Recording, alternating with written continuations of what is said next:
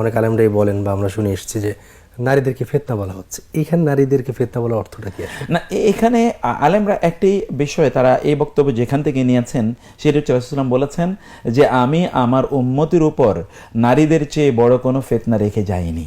এটা দ্বারা আসলে কি নেগেটিভ অর্থ বুঝিয়েছেন? একেবারে এটা আসলে শব্দের ইতিবাচক। শব্দের ফিতনা মানে হচ্ছে কি পরীক্ষা, যে নারীদের মাধ্যমে তোমরা পরীক্ষিত হবে, তোমরা পরীক্ষায় পড়বে। অনেক ধরনের পরীক্ষা। একটি পরীক্ষা হচ্ছে এই নারীদের কারণে তোমরা কোনো অপরাধে জড়িয়ে পড়ো কিনা, যেমন নারী ঘটিত তো বহু অপরাধ আছে, আমরা আমাদের দেশেও দেখতে পাই। আরেকটা হচ্ছে নারীদের প্রতি সদাচরণ। জাহেলি যুগে কি লোকেরা তাদের মেয়েদেরকে হত্যা করেনি? অবশ্যই করেছে, তাই না? কোরআন তার সাক্ষী দিয়েছে না? কোরআনে এই জাতীয় বহু বর্ণনা আছে, সেদিকে আমরা যাচ্ছি না। ফলে দেখা যাচ্ছে নারীদের মাধ্যমে পরীক্ষা। 2 নম্বর হচ্ছে নারীদের প্রতি সদাচরণ করা হচ্ছে কিনা, এটা কি একটা পরীক্ষার কারণ নয়? আমাদের দেশে কি নারীদের প্রতি সদাচরণ আসলে করা হয়? সে মা হোক অথবা স্ত্রী হোক অথবা মেয়েরা হোক অথবা বোনেরা হোক, তাদেরকে বঞ্চিত করা হচ্ছে। এবং এমনকি কন্যা সন্তান হলে তাকে, ছেলে সন্তানকে যতটুকু তত্ত্বাবধান করা হয়, কন্যা সন্তানকে তা করা হয় না। এমনকি মনে করে তুমি তো বৈষম্য, শিক্ষা ব্যবস্থা বৈষম্যের শিকার হয়। কেউ বলতে পারে না আমরা করি না, এটা সাধারণ ব্যাপার নয়।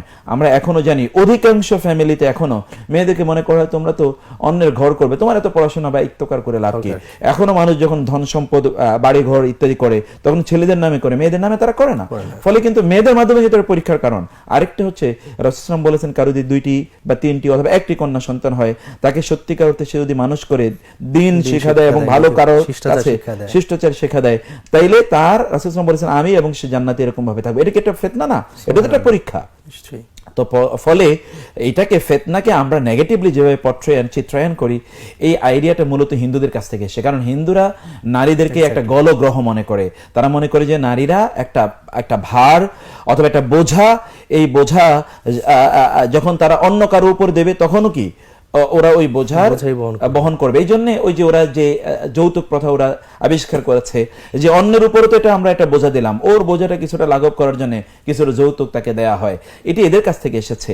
এটি ইসলামের কখনোই ইসলামী চিন্তা চেতনা অথবা ইসলামী দৃষ্টিভঙ্গি নয়।